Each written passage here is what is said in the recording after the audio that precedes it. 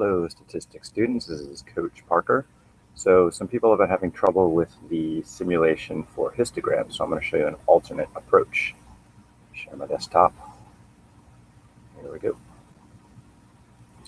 So you got I'm going to use the data from experience to applications. When you download that file, it's going to put it in a temporary location, depending on your browser. And so one thing you want to do is make sure you have the file in a safe location. So I am going to, where's my mouse, there we go, resave it using Save As. And I'm going to choose a new folder for it. And let's suppose I'll put it in my documents, Math 243. And we'll just put it here. I'm going to change the name. Workers E2 data maybe. I'm saving it as an old Excel type. I'm going to save it as a new Excel type. SLX doesn't really matter too much, but that's what I'm going to do. All right. So when making a histogram, I don't have to do this, but I usually like to sort the data. So I'd always start by highlighting the data. Shortcut for highlighting the data, by the way, is just click the column heading, highlights the whole column. Sometimes that can mess up text in there. One way to fix that is to choose the sort option as opposed to the A to Z option. And then make sure my data has a header is checked. And then it's going to sort by amount of money, smallest to largest. So I click OK. All right, so now it's all sorted out, so it looks nice and pretty. If it's a huge data set and I don't feel like looking all the way at the top of the data, down here, again, bottom would be the first number in the data set, somebody asked about earlier. I'll sometimes do a calculation where I'll find the min and max. And so to do that here, I could just type equals min. The computer says there is a formula called min. And so then I hit tab to select it, highlighting data. Now for some formulas you can highlight the whole column. For others you have to be careful and highlight just the data. So there's not a lot. I'm just going to highlight the data, close parentheses, hit enter, tells me the min is 0. Blow this up so you can see better. Sorry about that. Zoom, let's go 150. Sufficient. Similarly, I can calculate the max. Oops. And the formula, so I have to type it first. Highlight the data.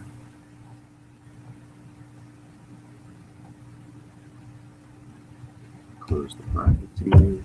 Enter. So from that, I can find the range. And I'm doing this to help me decide on my box plot. So my range is always going to be equal to the max. Click. Never retype a number that's already on the screen. Min. Click. Enter. All right, so I already knew the range, but I wanted the computer to calculate it. Suppose I want 10 columns in my histogram. So then I might decide my column width is going to be something like the range over 10. So here, go equals on the range, divide by 10. And it says if that's the case, then my range, my width column width should be about 127, 128.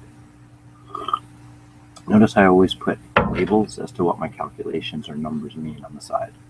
Helps me figure out what I'm doing when I look at it later, or if I share it with somebody. So here's the trick. I'll do it in a couple of different ways. I need to find my bins. So bins are your groups of numbers. Now, there's two kinds of bins. There are human bins, and there are Excel bins. So a human bin might be something like going from 0 to 128. Excel only wants to know what's the highest acceptable number in that group. So here, the next bin would be to go from 120. You could call it 129, you could call it 128.1. It depends on your numbers. Maybe maybe a number might have decimals. So I might call it 128.01. Maybe somebody typed cents in there. up to, let's see, if I double 128, what do I get? There's going to be 256. All right, so that would be the human readable bin saying what's acceptable for this category. Excel only wants to know the 256. When I'm using Excel to make a frequency table, I need the Excel bins, and then to make my graph human readable, I need human readable bins. So my model of working is to first just play around with Excel bins until I find a histogram I like. And then I write the human readable bins because they're a pain in the ass to write. So, once I have a pattern like this, I highlight two numbers, let go of the mouse, point to the bottom right corner, which is the autofill button, and drag it down until I am past the max. All right, so I'm just a little bit past the max now. For frequency column, I go to the cell adjacent to my smallest bin max and highlight all the cells one past the largest bin, because Excel always wants to double check to see if you missed anything, like you're wrong about the max. Once you do that, you let go of the mouse and you just type equals, start typing frequency. It says, oh, you want the frequency command. Hit tab to select it, highlight your data first. Now, you know you've probably already watched a video about this, but I'm going to show you another trick in just a moment, comma, my bins. Close parentheses, and the trick here is to hit Control-Shift-Enter to fill in all of the frequency values. All right, so here is my data. And so it looks like we had an outlier there. Remember, in the section in the book on measures of position, there is, they talk about how to find outliers using the IQR, the interquartile range. I think it's on page 87. Anyway, I could then, let's see, let's highlight the titles too, highlight my data and say insert.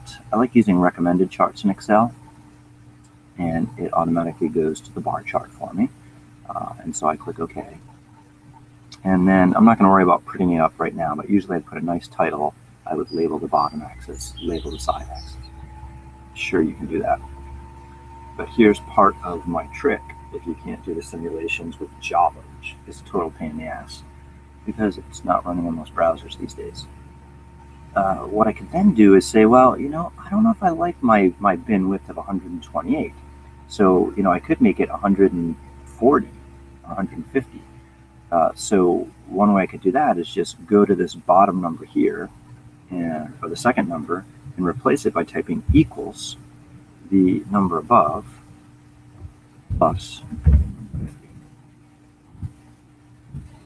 And then I can just drag that new second cell formula down to all of the others, and I get a slightly different histogram. Now, how do you know what the best histogram is? Well, that simulation gave a way to kind of find the best simulation with a fancy calculation. I'm not too worried about that. What I do want you to do, though, is anytime you make a histogram, make 3, make 5, because they're all going to be different in some way. You can always, now here, since I put my formula starting in the second cell, that means I'm free to change the first cell to whatever I want. Like, will it look different if I start at 150? A little bit. Would it look different if I start at 100? 200. And so notice we're making our own simulation here. This is changing dynamically. Wicked cool, huh? So again, to do that, the top number is my starting number. I can start wherever I want. Like I could start at 50. Excuse the sound of the garbage truck in the background. I'm outside recording. Hopefully you can still hear me. And then on the cell underneath, I type equals, click on the top number, and then choose plus, and then whatever you want your width to change to 100. Okay. Now, one problem with me picking 100 there is it's going to mean my top number is going to be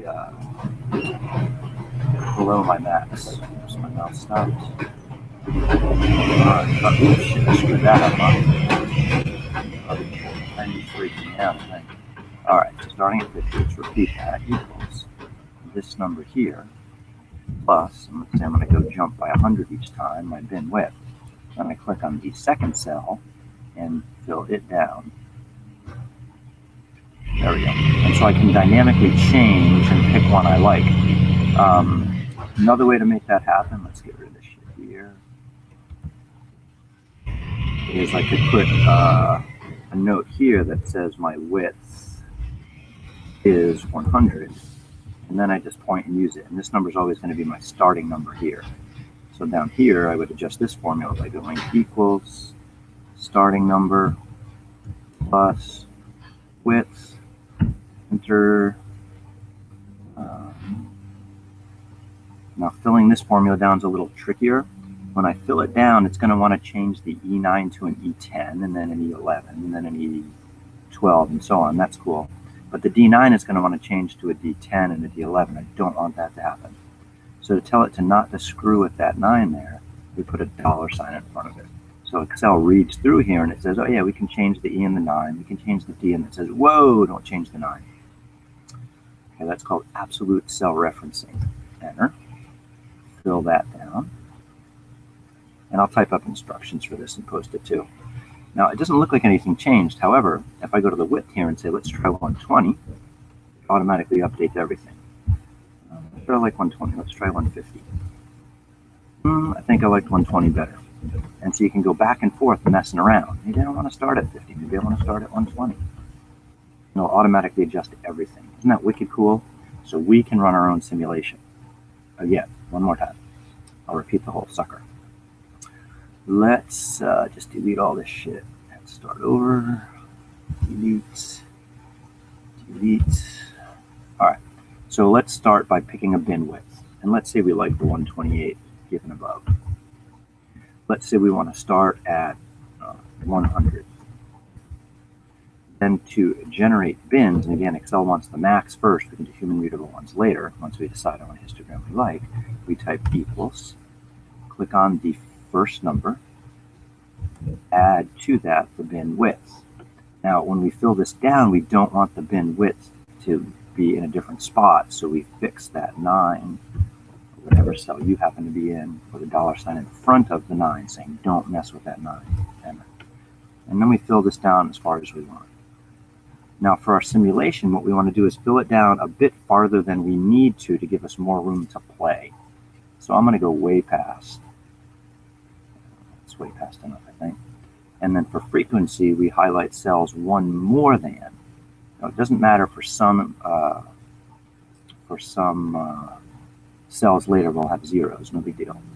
Once we do that, we let go of the mouse, type equals frequency, tab to continue it, highlight your data,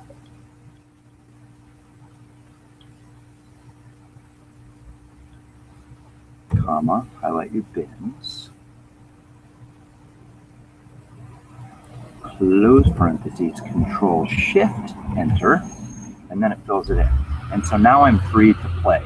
So again, I could change this to 150, I can change this to 100, and it's going to automatically update those. Now, if I also highlight these guys and insert recommended chart, clustered column, then I can dynamically watch the table change too. Oh shit, I do. Off of it, click back on it, drag to move. All right, so then I can go back and play. I could put in like 130 there, 100 there, 99, 5, 100 width. So you can play around with all kinds of different things and find one you like. Usually with a histogram, we want at least 7 columns. Less than that's kind of lame. And we don't want too many. So, you know, if we had more than 20, that might be too many columns. So somewhere in like 7 and 20 columns is what you're aiming for. So here's again a way to do your own simulation if you can't get the Java one to work, which many of you could not. Sorry about that problem. But have fun with this. Spreadsheets can be so much fun to play with. Great thing to do Friday night instead of watching a movie. Just kick back and do this. It's like your own little video game with numbers. Enjoy. See you soon.